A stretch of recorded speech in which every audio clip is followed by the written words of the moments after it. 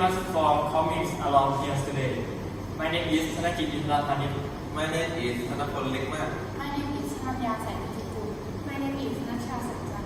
And my name is Nakon Potu. We are second year students in the Faculty of Engineering at PMITL.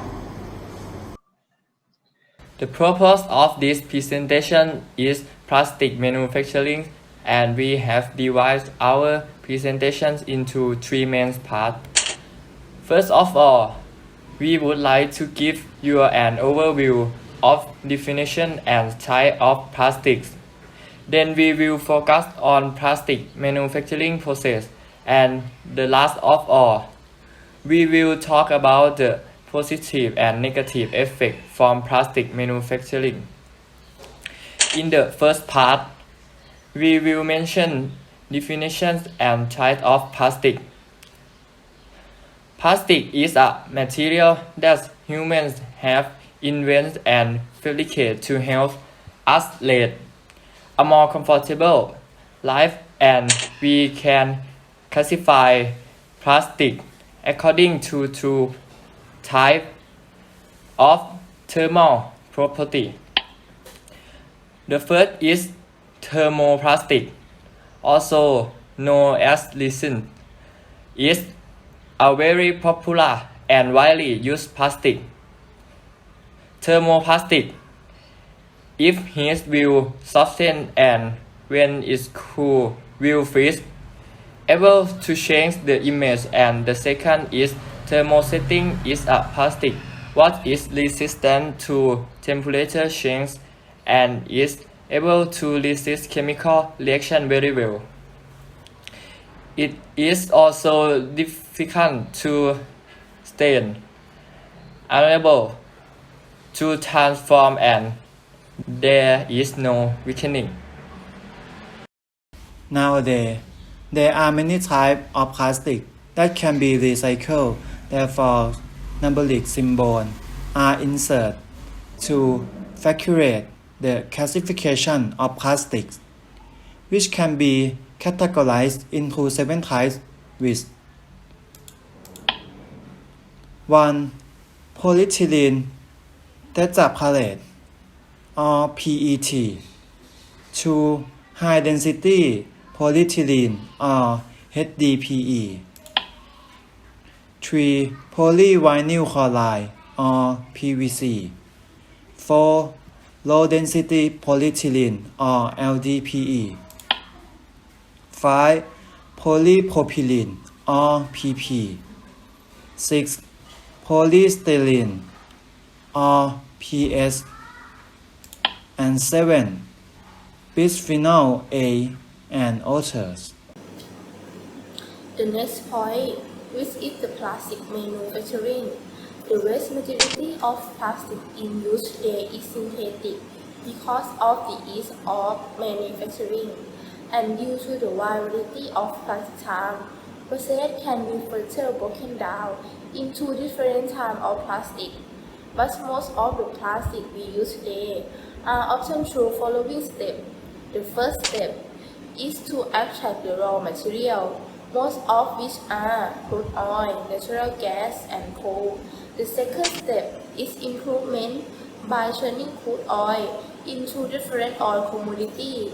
In the process of improvement, the crude oil is heated in the oven to separate into lighter components called the fraction, which is an important compound in the production of many plastics. However, there are other methods such as using gas. The third step is polymerization. It is a process in the oil industry. As light olefin or oil gas are converted to higher molecular weight hydrocarbon. This occurs when monomers are bound to chemical chains, and there are two different mechanisms for polymerization. The first, coordination polymerization, when one monomer connects to the next one and dimer to the next one, and so on. This is achieved by introducing a catalyst, typically a peroxide. This process is known as chain growth polymer. The second called condensation polymerization. This includes joining two or more different monomers by the removal of small molecules such as water. It also requires a catalyst for the reaction to occur between adjacent monomers. This is known as step growth. And the last step is compounding various blends of material are melt blend to make formulation for plastic. Generally, an extruder of some type is used for this purpose, which is followed by pelletizing the mixture, extrusion, or a different molding process, then transform this pellet into a finished or semi-finished product. Compounding often occurs on a twin screw extruder, where the pellets are then processed into plastic objects of unique design, various size, shape, color with accurate property according to the predetermined condition set in the processing machine. Of course, in the process of manufacturing, plastic must have both pros and cons. It's the last part we will mention. Biodegradable plastic, when combined with other organic waste in the right amount, can be used to improve soil quality. This biodegradable plastic increases the biodegradable potential of food waste and other organic waste, and the carbon dioxide generated by the degradation of plastic is used in plant growth. As part of carbon cycle, this helps to balance carbon dioxide in the atmosphere.